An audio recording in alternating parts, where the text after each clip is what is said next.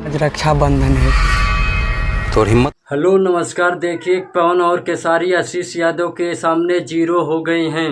आशीष यादव और अमित आशिक का सबसे सुपरहिट रक्षाबंधन सॉन्ग आ गया है भोजपुरी में।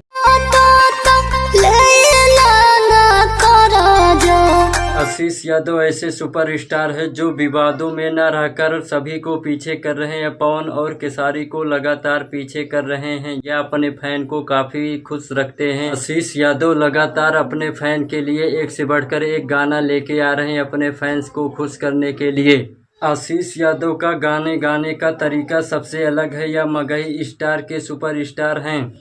देखिए आशीष यादव मगही में सबसे सुपरस्टार हैं। अगर आशीष यादव इसी तरह भोजपुरी इंडस्ट्री में काम करते रहे तो पवन और केसारी को बहुत जल्द पीछे छोड़ देंगे। चलो इस गाने की बात करते हैं जो आशीष यादव अमित आशिक ने गाया है। इस गाने का टाइटल है गरीब और रक्षाबंधन। गाना भोजपुरी में बहुत ही दर्द भरा सॉन्ग है। देखिए आशीष यादव ने रक्षाबंधन का सबसे बड़ा सुपरहिट दर्द भरा सॉन्ग गा दिया है। इस गाने में आशीष यादव और अमित आशिक दोनों बहुत होते हैं। यह गाना सुनने पर आंसू आ जाते हैं। इस गाने के राइटर कितना तारीफ करे, इतना अच्छा गाना लिखा। इस गाने को लिखने वाले चिंटू राज हैं। आशीष यादव के इस गाने में म्यूजिक देने वाले प्रियांशु सिंह हैं जो काफी अच्छे म्यूजिक दिए हैं भोजपुरी इंडस्ट्री में। यह गाना भोजपुरी में आते ही सबसे सुपरहिट निकल गया। अगर आप भी आशीष यादव को पसंद करते हैं तो वीडियो को लाइक और चैनल को सब्सक्राइब जरूर करें।